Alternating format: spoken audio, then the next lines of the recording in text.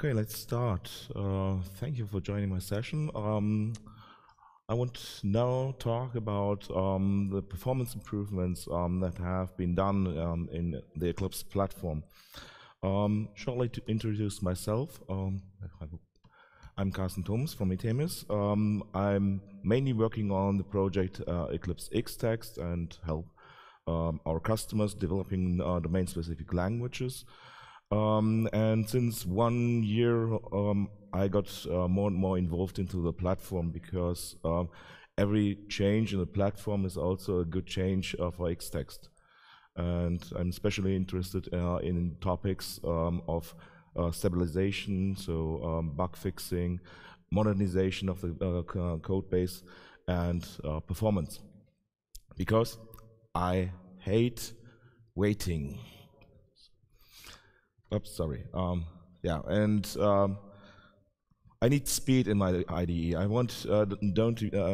do not want to wait for any tasks. And whenever something is too slow, I think about why it is the case, and how could I improve that.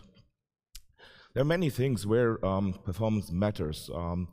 For example, it's the startup time, so the first time experience that users have when starting Eclipse. So this must be fast. Of course, then the UI responsiveness must be good. So when I don't want to see any blockers in the UI. For me, I have large workspaces, really large workspaces, and most time that I spend is working on project builds. So I'm always looking where can be improved something there. P2 is also a major cause of pain, you know, when you check for updates or something like that, or resolve a target platform. This costs much time, so there's a place to improve something. And also memory consumption is very important for huge complex desktop software. Obviously my pointer doesn't work so good. And even the smallest things really help it to improve on the things. This was a tweet recently from a guy I met from Red Hat 2 weeks ago, and he said, oh, my workspace is quite huge, and it's now starting up, and yeah, thank you, whatever was done. And I want to show you what has been done. So whenever something is slower than expected, what I'm doing is start a profiler and measure that. So what is actually happening on the scenes? I don't know it. I don't know the code that is executed there. So, and a profile can help to identify what's actually doing there. But what you only will see is always the top of the iceberg. So whatever comes as a hotspot up there is just covering other things that also can be improved. So when you cut that off, iceberg pops up. And then you have to check off the next thing, and one after the other. And then when you steadily improve that, then yeah, hopefully the iceberg disappears. So let's take a look what has been done. For example, let's take the search expansion view.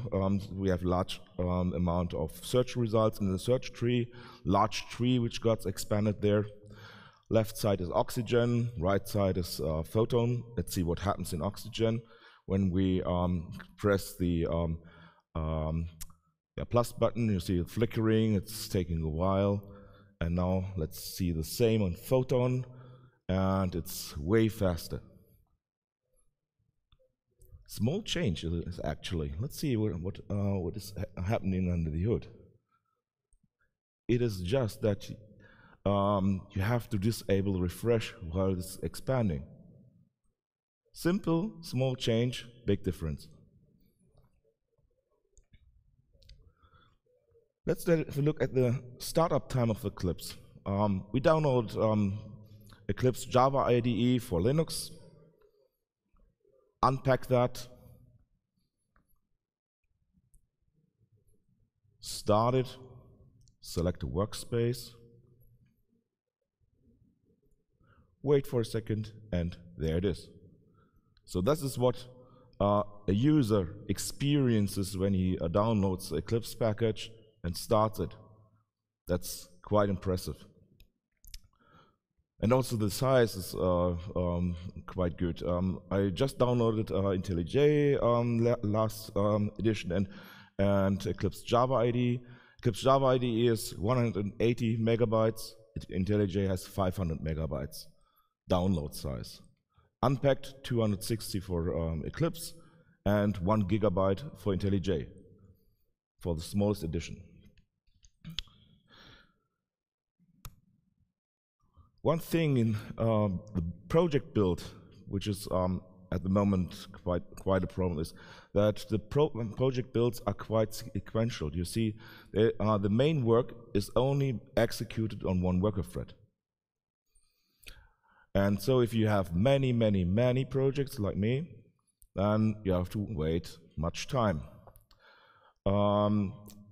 But there's work going on there. I see Michael has just arrived here. He's doing a good job here of parallelizing the project build. So he digged deep into the build infrastructure and so okay, how can projects builds can be parallelized? And the main thing is that you have now to configure all the builders. The builders that are running must be able to be executed in parallel. So in the past, they used all a workspace lock, and they're refactored now one by one so that they use a more relaxed rule. And when you do this, then you can actually build many projects in parallel. Michael has given a talk on this. It was yesterday, Michael? Huh? 2 days ago, okay. But yeah, he talked about exactly this. Let's look at something completely different. On macOS, we changed something. So whenever something happens in Eclipse UI, for example, you press a button, you move a mouse, then of course you have to do some event dispatching. And the code looked like this. So there are huge methods with if-else cascades, and so you have to execute many comparisons until you decide, oh, this was key press. Oh, this was a mouse move. This is actually not optimal. And we refactored this to use switch statements. So now you have a branch table, and you can immediately decide, okay, go this, execute that. So the overall experience, it's just a small thing that would change, but actually we could improve. This is an example that was measured, almost half a second of execution time just in UI. Use case was scrolling through 10,000 lines of code Java file from top to bottom, and yeah, of course, there are many UI events happening while that. Okay, search tree, I had this already, sorry. Another thing is, we import projects from Git. So we see, okay, it scans a repository and looks fast, but actually it isn't. What you now experience was, it showed you every single file it found through a whole tree, synchronous on the UI. Let's take now Photon. Way faster. What's happening behind the scenes? There's a new API introduced, which is called the Throttler. The Throttler is a class that you can use, for example, for progress monitors, and it will just block every request to update UI for a certain amount of time. And this was used now to say, okay, the update label function should only be called at most each 100 milliseconds. For human eye, this is completely reasonable.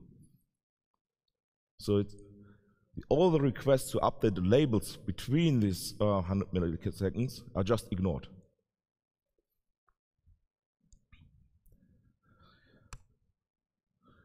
Many UI freezes have to be hunted down.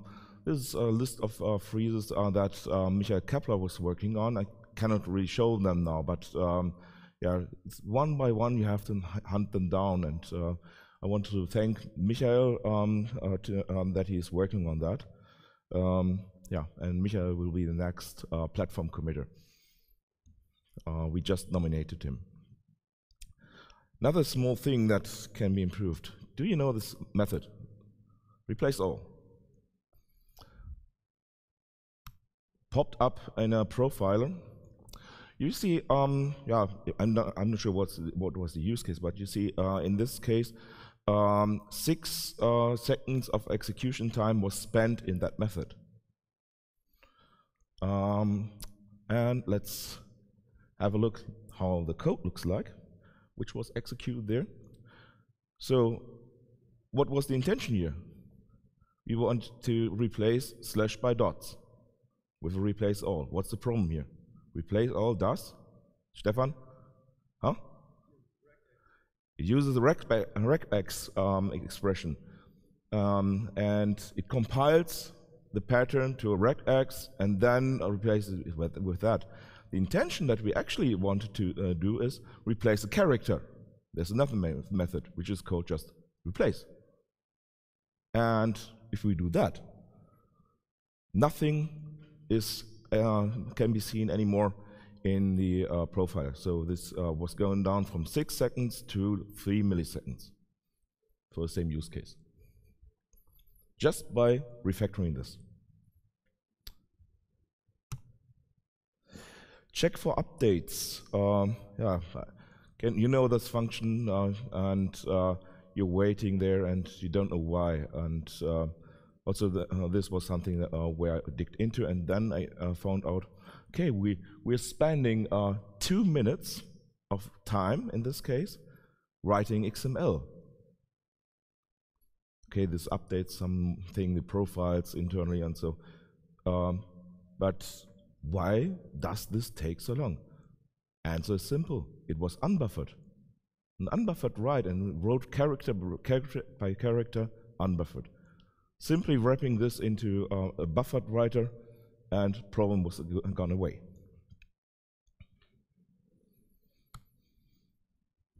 Another thing that we found out, I often use show white space in text editors because I hate the mixing of tabs and spaces. You see this all over the code base. Even in one line you have mixtures of tabs and spaces. I hate that. I want to write clean code. So I always have show white space on. And when you update many text, like when you scroll with show white space, we had a problem because many exceptions internally occurred. There was a place where it tries to find out what is the character at a certain position, and if there's no character, then an exception was occurred, which was catched. By refactoring this a little bit to work with return codes, you can avoid this exception catching. The construction of exception and filling in stack traces costs time. In that case, again, this scrolling 10,000 lines of code, we had 10,000 illegal argument exceptions throwing. And this was reduced to 0, saving, again, 1.5 seconds of time while scrolling.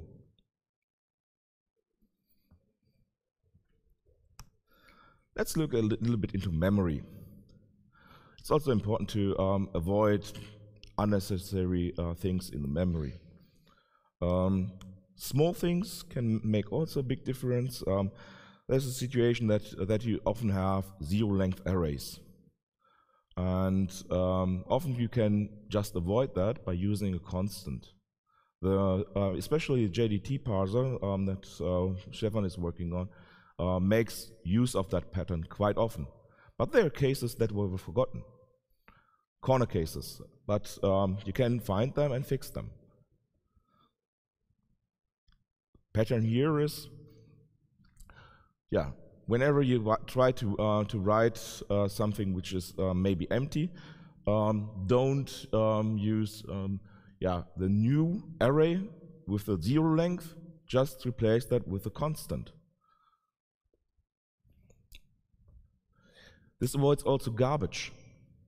And when something produces frequent garbage, like in a Java parser, then this will definitely cost also computation time. So often the optimization of memory and performance is contradicting itself. You can save performance by wasting memory, but sometimes you can even save both. That's one of these things. This is actually quite current. I was talking with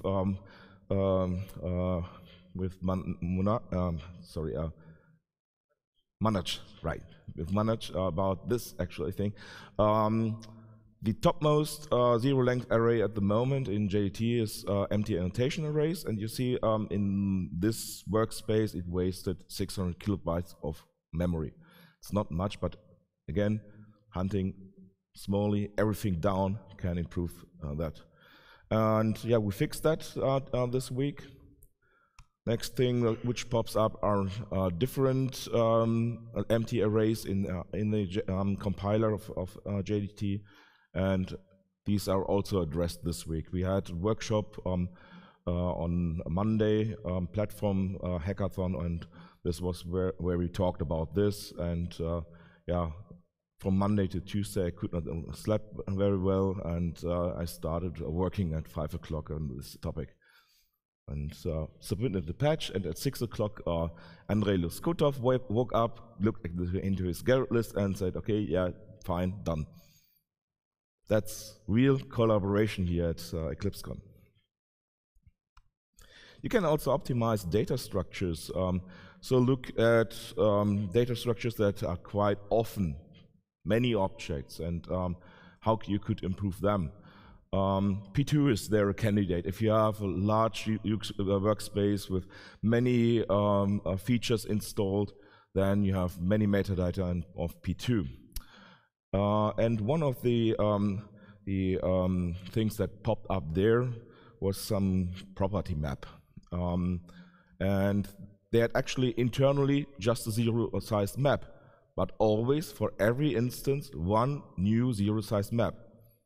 That's stupid. So this can be refactored by initializing this lazily when it's actually needed, when you want to add the first element to this list.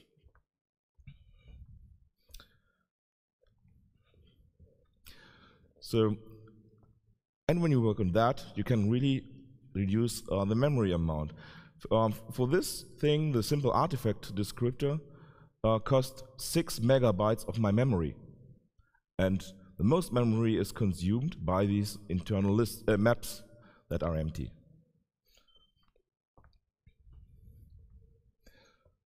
And after optimization, was reduced to 4 megabytes. So I've saved 2 megabytes.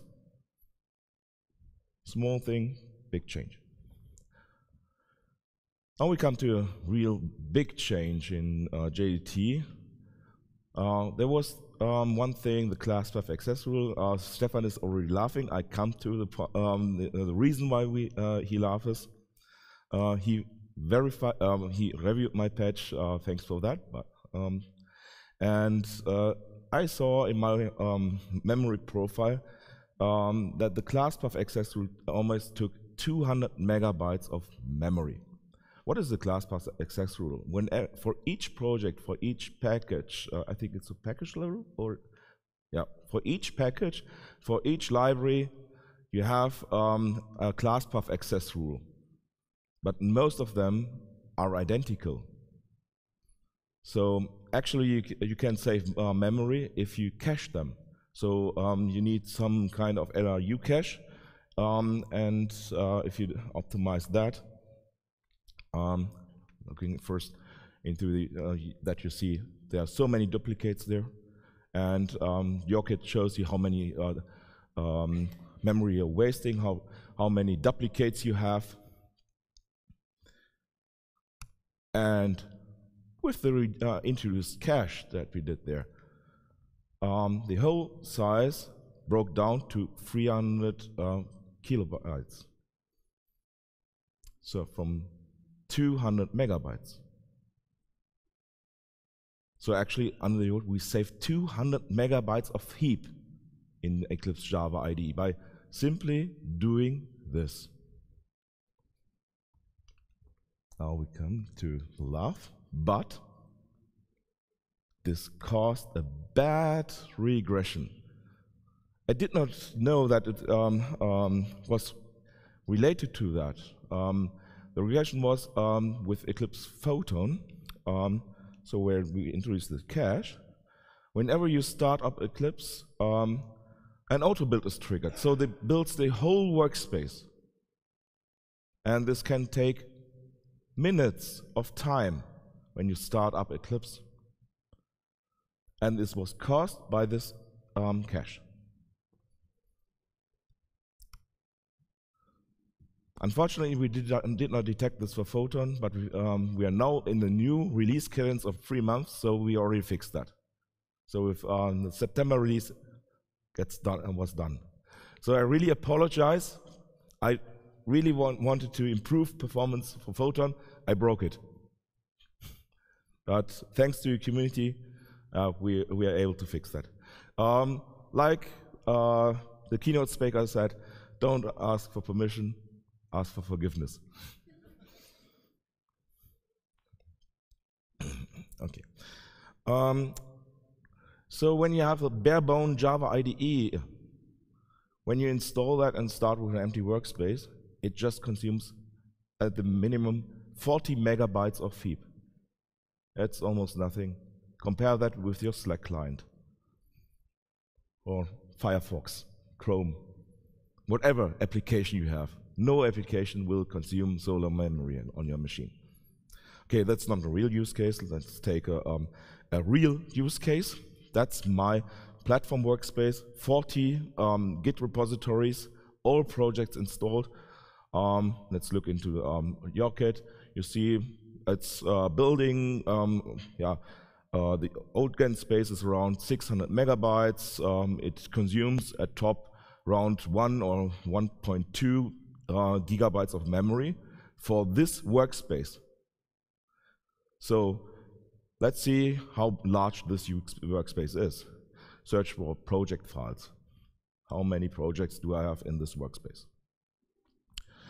And you see at the bottom it's building. The heap is here around 800 megabytes and dropping again and dropping again. And now if I search for projects, 1,600 projects in this workspace. Relate this to Java files, search for Java files. It's 60,000 Java files in this workspace. Builds at 1 gigabyte of heap. Awesome. And we still can improve that. Another thing that I would like to make you aware of, there are performance tests. Actually, I did not know about that. I heard about that this week. Said, was it Alex? Was it you? Okay, Alex, was it? Said, okay, we have a performance test suite, and we can see how performance changes between different builds of Eclipse Java IDE. And so I will take a look at that also now quite often. We have many challenges to do. One of the main things in the Eclipse platform is the code must be backward compatible. You should not break any API. That's the challenge. You know that we have so many good things in Java to work with concurrency patterns and make reactive applications. Yeah, but how could you introduce this without changing any API? This is hard to impossible. And for example, on SWT, you need native skills like Eric has and Lakshmi has, but they're one person per operating system. who have really deep skills. And yeah, so we have a bottleneck there. There's one of my favorite. There's a very old bug at the moment. It has 365, I learned that, comments already. Many try to improve patches. When you scroll in a text editor in Eclipse, it gets really slow. And yeah, we discussed this yesterday with Lakshmi and Dani and digged into this a little bit, what's happening in there, and we try to get a little bit further. We identified 2 hotspots actually where maybe a caching could be implemented, and Lakshmi will have a look now. Hopefully we come through this. But here it's really, this requires deep knowledge about how SOT communicates with the operating system. I don't have this knowledge. I've debugged this for hours and days, and I did not come to a solution there. Another thing where we have problem is if you are searching for text with very fast results, like you search for line breaks to count lines of code with regular expression, then this comes up in the profiler. This is the threads view, and you see the threads are blocking themselves. So there we have to figure out why this is happening. It's not happening with a normal text search. The text search is really fast in Eclipse. But when you do this with search for \n or for all Java files, then you end up with this and wait forever. And also in other places that that we have freezes. For example, if you open an egit search, compare with branch tag or reference, then then it's the typing of filter is really slow. It blocks. It runs in a UI thread. It's okay. And if you look at the automatic error reporting system, there are many freezes in that can be solved. Main thing is you have something that has to run, of course, in a UI thread, but it uses something which is running in the background, or could be running in the background. For example, the Java project wizard. You cannot believe that there's actually a blocking issue here. So opens this page, and what could be a problem here? Actually, I talked with Lakshmi yesterday about that, and she said there cannot be any problem there. It's ultra fast. Not true. If you look at the error reporting system, you have hundreds of reporters, automatic reports of freezes up to 10 seconds. In normal systems, this would never happen, but we have hundreds of people who have a problem. The problem here is the JRE block. You have to find the installed JREs on the operating system, and for whatever reason, this can take time on some strange machines. But what you can do is here to create the dialog, then put the computation of the JREs into a background, and when this has been finished, update the page and activate this block. So this is actually what I'm working currently on, and yeah, then those people won't have a problem anymore. We saw that startup time could be fast, but oops, it should be an animation. Why it's not animating? Sorry, but for example, for my large workspace, it still takes 1 to 1.5 minutes until Eclipse pops up, and we have to analyze what happens here. It's target platform resolution, which is one topic there, maybe accessing some external resources. Yeah, we have to improve here. Yeah, I had this already. So what I want to say is many things are really, really small, but think about how often these actions are executed by how many users each and every day. So whenever you save 1 millisecond of execution time, this will multiply by millions of users about years. Think about how many money this saves. So it's worth to hunt each and every small thing down. We have the possibility to that we have a really stable platform that we can that is mature, and we can refactor that and improve it. But this is huge effort, so I need you to help us. So when you have the possibility to help us, come to me and or the other committers. We help you guiding through the process, setting up your workspace, and yeah, then hopefully you contribute to Eclipse Platform or whatever project at Eclipse, doesn't matter. But when you work on the Eclipse Platform, you have really huge level or Hebel. What's Hebel in English? Lever. Yeah, so every change there is for millions, and of course other projects are also important. So I'm here at the end, and don't forget to evaluate the session.